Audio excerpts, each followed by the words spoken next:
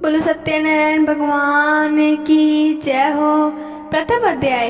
व्यास जी ने कहा, एक समय की बात है, नैमिषारण्य तीर्थ में शौनकादिक 88,000 ऋषियों ने पूर्णवेत्ता श्री सूत जी से कहा, हे सूत जी, इस कलयुग में वेद विधारहित मनुष्यों को प्रभु भक्ति किस प्रकार मिलेगी तथा उनका उद्धार कैसे होगा। हे मुनि श्रेष्ठ, कोई ऐसा व्रत अथवा तप कहिए जिसके करने से थोड़े ही समय में पुण्य प्राप्त हो तथा मनवांछित फल भी मिले। हमारी प्रबल इच्छा है कि हम ऐसी कथा सुने। सर्वशास्त्र ज्ञाता श्री सूत जी ने कहा, हे वैष्णवों में पूज्य, आप सबने प्राणियों के हित की बात पूछी है।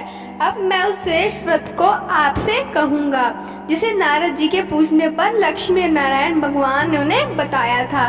कथा इस प्रकार है, आप सब सुने।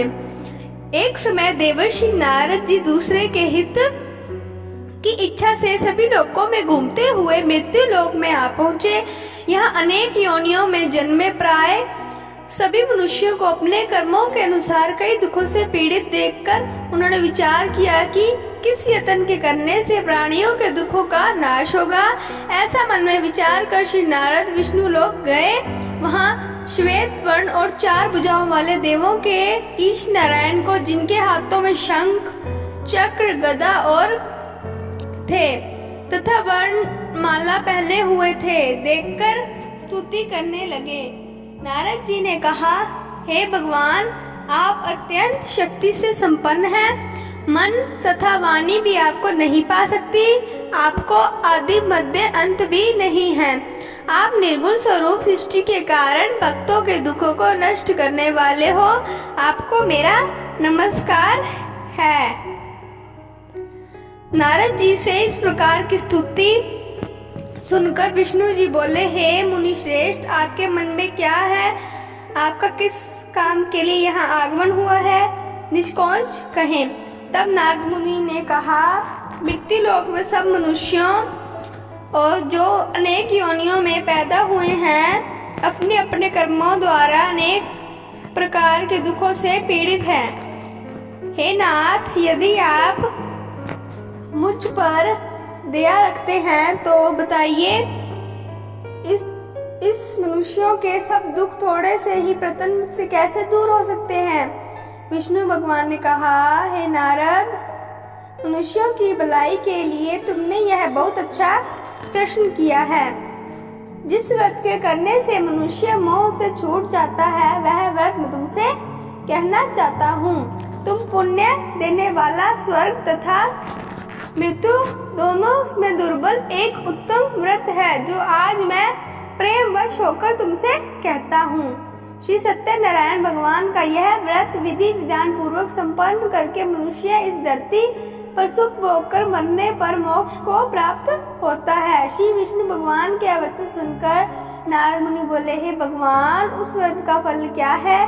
क्या विधान है? इससे पूर्व यह व्रत किसने किया है और किस दिन यह व्रत करना चाहिए? कृपया मुझे विस्तार से बताएं। श्री विष्णु ने कहा, हे नारद, दुख शोक आदि दूर करने वाला यह व्रत सब स्थानों पर विजय करने वाला है। भक्ति और श्रद्धा के साथ किसी भी दिन मनुष्य की सत्यनारायण भगवान की संध्या के समय ब्राह्मणों और बंधुओं के साथ धर्म परायण होकर पूजा करे। भक्ति भाव से नैवेद्य केले का फल, शहद, घी, शक्कर अथवा गुड़, दूध और गेहूं का आटा सवाया ले। दूध के भाव में साठी का चूर्ण भी ले सकते हैं।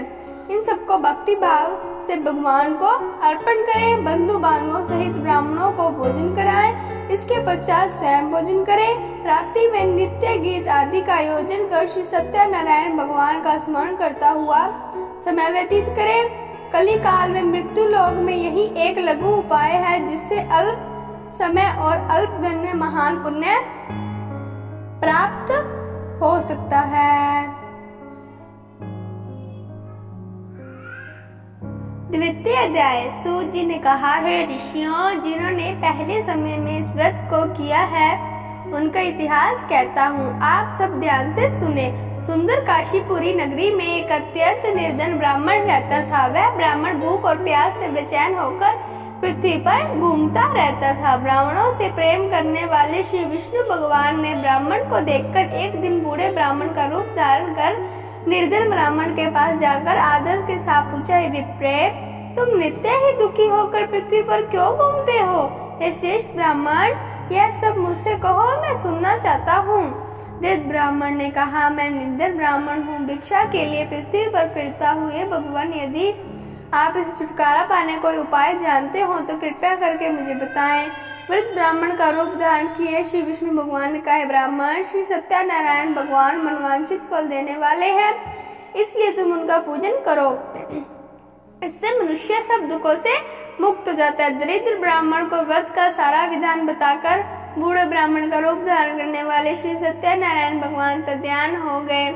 जिस व्रत को वृद्ध ब्राह्मण ने बताया है, मैं उसको अवश्य करूंगा, यह निश्चय कर वह दरिद्र ब्राह्मण घर चला गया। परंतु उस रात्रि उस दरिद्र ब्राह्मण को नींद नहीं आई।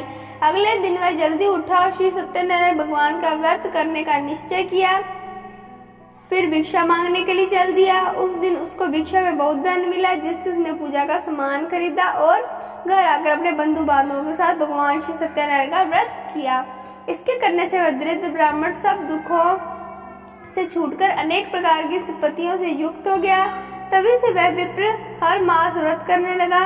इसी प्रकार सत्यनारायण भगवान के व्रत को जो शास्त्र विधि के अनुसार करेगा, वह सब पापों से छूटकर मोक्ष को प्राप्त होगा। आगे जो मनुष्य पृथ्वी पर सत्यनारायण का व्रत करेगा, वह सब दुखों से छूट जाएगा। इस तरह नारद जी से सत्यनारायण भगवान का कहा हुआ व्रत मैंने तुमसे कहा है। विप्रो, अब आप और क्या सुनना चाहते हो, मुझे बताएं। ऋषियों ने कहा, मुनीश्वर, संसार में इस विप्र से सुनकर किस किसने इस व्रत को किया, यह हम सब सुनना चाहते हैं। इसके लिए हमारे मन में श्रद्धा है। श्री सूत जी ने कहा, मुनियों, जिस जिस प्राणी ने इस व्रत को किया है, उन सब की कथा सुनो। एक समय वह ब्राह्मण धन और ऐश्वर्य के अनुसार बंधु बांधवों के साथ अपने घर पर व्रत कर रहा था। उसी समय एक लड़की लकड़ी बेचने वाला बुढ़ा व्यक्ति वहां आया। उसने फिर सिर पर रखा लकड़ियों का गट्ठर बाहर रख दिया और विप्रे के मकान में चल गया। प्यास से व्याकुल लकड़हारे ने विप्रे को व्रत करते देखा। वह प्यास को भूल गया। उसने उस विप्र को नमस्कार किया और पूछा, हे विप्रे, आप यहाँ किसका पूजन कर रहे हैं? इस व्रत से आपको क्या फल मिलता है? कृपया करके मुझे बताएं। ब्राह्मण ने कहा, सब मनोकामनाओं को पूर्ण करने वाला श्री सत्यनारायण भगवान का व्रत है। इनकी ही कृपा से मेरे यहाँ धन धान्य आदि की वृद्धि हुई है। विप्र से इस व्रत के बारे में जानकर वह लकड़हारा बहुत प्रसन्न हुआ। भगवान का चरणामृत ले और भोजन करने के बाद वह अपने घर को चल गया। अगले दिन लकड़हारे ने अपने मन में संकल्प किया कि आज ग्राम में लकड़ी बेचने से जो धन मिलेगा, उससे भगवान सत्यनारायण को उत्तम व्रत करूंगा। मन में ऐसा विचार कर वह लकड़हारा लकड़ियों का गट्ठर अपने सिर पर रखकर जिस नगर में धनवान लोग रहते थे वहां गया। उस दिन उसे उन लकड़ियों के चुगने दाम मिले। वह बूढ़ा लकड़हारा अति प्रसन्न होकर पके केले, शक्कर, शहद, घी, दूध, दही और गेहूं का चूर्ण इत्यादि श्री सत्यनारायण भगवान के व्रत की सभी सामग्री लेकर अपने घर आ गया। फिर उसने अपने बंधु बांधवों को बुलाकर विधि विधान के साथ भगवान का पूजन और व्रत किया। उस व्रत के प्रभाव से बूढ़ा लकड़हारा धन, पुत्र आदि से युक्त हुआ और संसार के समस्त सुख भोगकर बैकुंठ को चला गया। तृतीय अध्याय। श्री सूत जी ने कहा, हे श्रेष्ठ मुनियों, अब एक कथा कहता हूँ। पूर्व काल में उल्लामुख नामक का एक बुद्धिमान राजा था। वह सत्य वक्ता और जितेंद्रिय था। प्रतिदिन देव स्थानों पर जाता था तथा गरीबों को धन देकर उनके कष्ट दूर करता था। उसकी पत्नी सुंदर और सती साध्वी थी। भद्रशिला नदी के तट पर उन दोनों ने श्री सत्यनारायण भगवान का व्रत किया। उस समय वहाँ साधु नामक एक वैश्य आया। उसके पास व्यापार के लिए बहुत सा धन था। राजा को व्रत करते देख उसने विनय के साथ पूछा, राजन, भक्ति युक्त चित्त से आप क्या कर रहे हैं? मेरी सुनने की इच्छा है, कृपया मुझे भी बताएं। महाराज उल्लामुख ने कहा, हे साधु वैश्य, मैं अपने बंधु बांधवों के साथ पुत्र आदि की प्राप्ति के लिए महाशक्तिमान सत्यनारायण भगवान का व्रत व पूजन कर रहा हूँ। राजा के वचन सुनकर साधु नामक वैश्य आदर से कहा, हे राजन, मुझे भी इसका विधान बताएं। मैं भी आपके कथानुसार इस व्रत को करूंगा। मेरे यहाँ भी कोई संतान नहीं है। मुझे विश्वास है कि इससे निश्चय ही मेरे यहाँ संतान होगी। राजा से सब विधान सुन व्यापार से निवृत्त हो वह वैश्य खुशी खुशी अपने घर चला गया। वैश्य ने अपनी पत्नी लीलावती से संतान देने वाला व्रत का समाचार सुनाया और प्रण किया कि जब हमारे यहाँ संतान होगी तब मैं इस व्रत को करूंगा। एक दिन उसकी पति लीलावती सांस्कृतिक धर्म से प्रवृत्त होकर गर्भवती हो गई। 10वें महीने में उसने एक सुंदर कन्या को जन्म दिया। कन्या का नाम कलावती रखा गया। इसके बाद लीलावती ने अपने पति को स्मरण दिलाया कि आपने जो भगवान का व्रत करने का संकल्प किया था वह अब आपसे पूरा कीजिए। साधु वैश्य ने कहा, प्रिय, मैं कन्या के विवाह पर इस व्रत को करूंगा। इस प्रकार अपनी पत्नी को आशीष दे वह व्यापार करने चला गया। काफी दिनों के पश्चात वह लौटा। उसने नगर में सखियों के साथ अपनी पुत्री को खेलते देखा। वैश्य ने तत्काल एक दूत को बुलाकर कहा कि उसकी पुत्री के लिए कोई सुयोग्य वर की तलाश करो।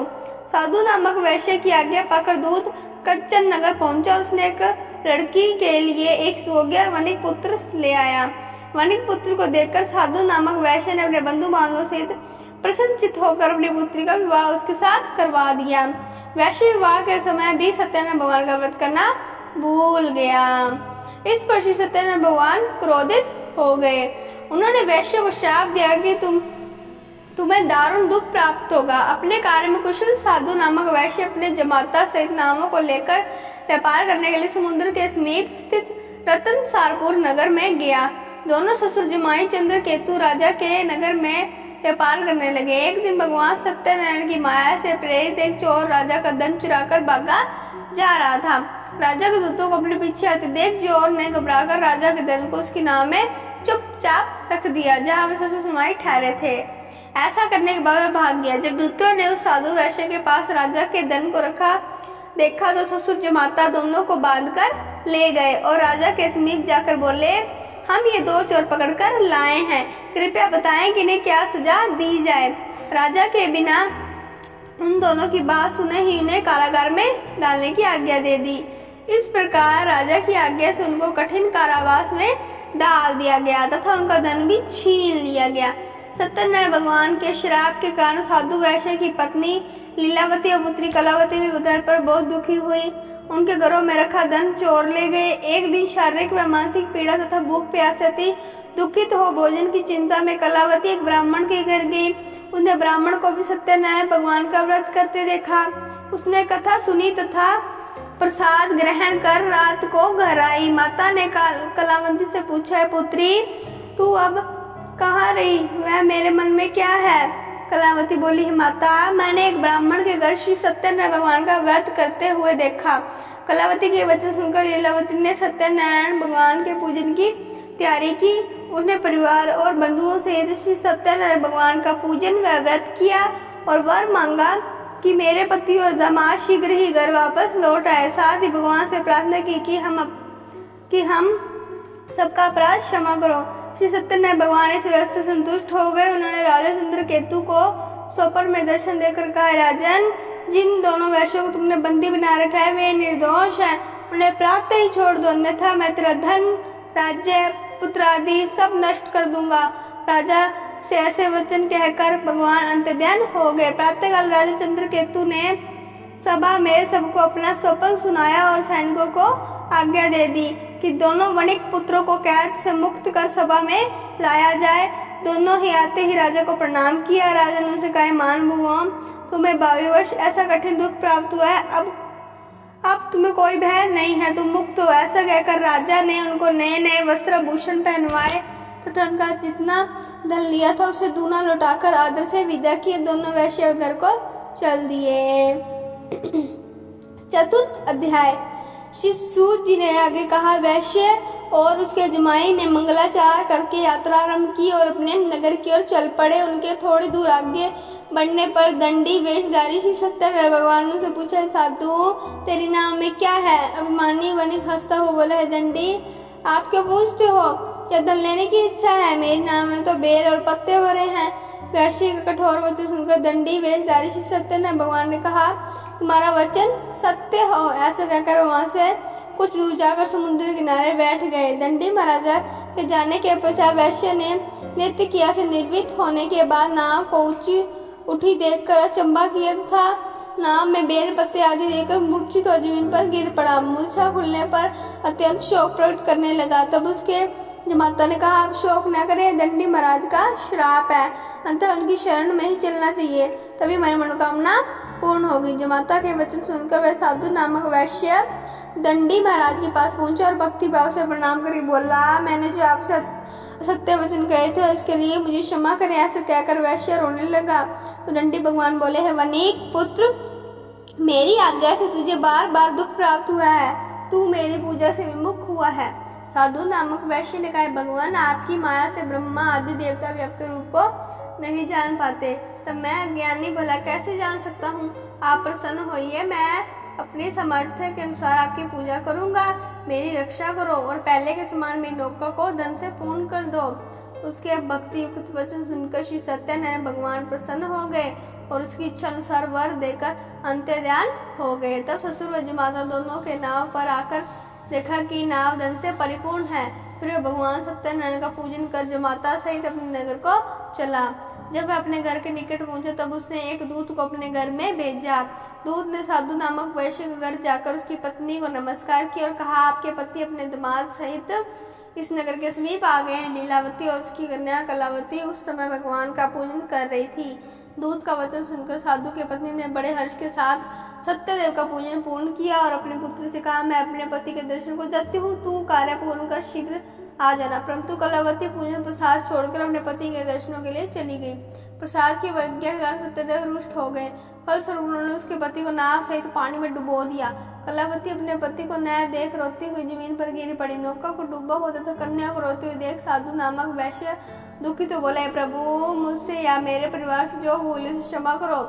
उसे दीन वचन सुनकर सत्यदेव भगवान प्रसन्न हो गए। आकाशवाणी हुई, वैश्य तेरी कन्या मेरा प्रसाद छोड़कर आई है, इसलिए इसका पति अदृश्य हुआ है। यदि वह घर जाकर प्रसाद खाकर लौटे तो इसका पति अवश्य मिलेगा। आकाशवाणी सुनकर कलावती ने घर पहुंचकर प्रसाद खाया और फिर आकर अपने पति के दर्शन किए। तत्पश्चात साधु वैश्य ने वही बंधु बांधव सहित सत्यदेव का विधि पूर्वक पूजन किया। वह इस लोक का सुख भोग कर अंत में स्वर्गलोक को गया। पंचम अध्याय। श्री सूत जी ने आगे कहा, ऋषियों मैं एक और भी कथा कहता हूँ, उसे भी सुनो। प्रजा पालन में लीन तुंगध्वज नामक का एक राजा था। उसने भगवान सत्यदेव का प्रसाद त्याग कर बहुत दुख पाया। एक समय राजा वन में वन पशुओं को मारकर बड़ के वृक्ष के नीचे आया। वहां उसे ग्वालों को भक्ति भाव बंधु बांधवों सहित श्री सत्यनारायण का पूजन करते देखा, परंतु राजा देखकर भी अभिमानवश न तो वहां गया और न सत्यदेव भगवान को नमस्कार नहीं किया। ग्वालों ने भगवान का प्रसाद उनके सामने रखा तो वह प्रसाद त्याग अपने नगर को चला गया। नगर में पहुंचकर उसने देखा कि उसका सब कुछ नष्ट हो गया है। वह समझ गया कि यह सब भगवान सत्यदेव ने ही किया है। तब वह उसी स्थान पर वापस आया और ग्वालों के समीप गया और विधि पूर्वक पूजन किया, प्रसाद खाया तो सत्यनारायण की कृपा से सब कुछ पहले जैसा ही हो गया और दीर्घ काल तब सुख भोग कर मरने पर स्वर्गलोक को चला गया। जो मनुष्य इस परम दुर्लभ व्रत को करेगा, श्री सत्यनारायण भगवान की कृपा से उसे धन्य धान्य की प्राप्ति होगी। निर्धन धनी और बंदी बंधन से मुक्त होकर निर्भय हो जाता है। संतानहीन को संतान प्राप्त होती तथा मनोरथ पूर्ण होकर अंत में बकुंठ धाम को जाता है। जिन्होंने पहले इस व्रत को किया है, अब उनके दूसरे जन्म की कथा भी सुनिए। शंतानंद ब्राह्मण ने सुदामा के रूप में जन्म लेकर श्री कृष्ण की भक्ति कर मोक्ष प्राप्त किया। उल्लामुख नाम के महाराज राजा दशरथ बने और श्री रंगनाथ का पूजन कर वैकुंठ को प्राप्त हुए। साधु नाम के वैश्य ने धर्मात्मा सत्य प्रतिज्ञा राजा मोर ध्वज बनकर अपने देह को आरे से चीरकर दान करके मोक्ष को प्राप्त हुआ। महाराज तुंगध्वज सब स्वयंभू मनु हुए। उन्होंने बहुत से लोगों को भगवान की भक्ति में लीन कर मोक्ष प्राप्त किया। लकड़हारा भील अगले जन्म में गुह नामक निषाद राजा हुआ, जिसने भगवान राम के चरणों की सेवा कर मोक्ष प्राप्त किया। बोलो सत्यनारायण भगवान की जय हो।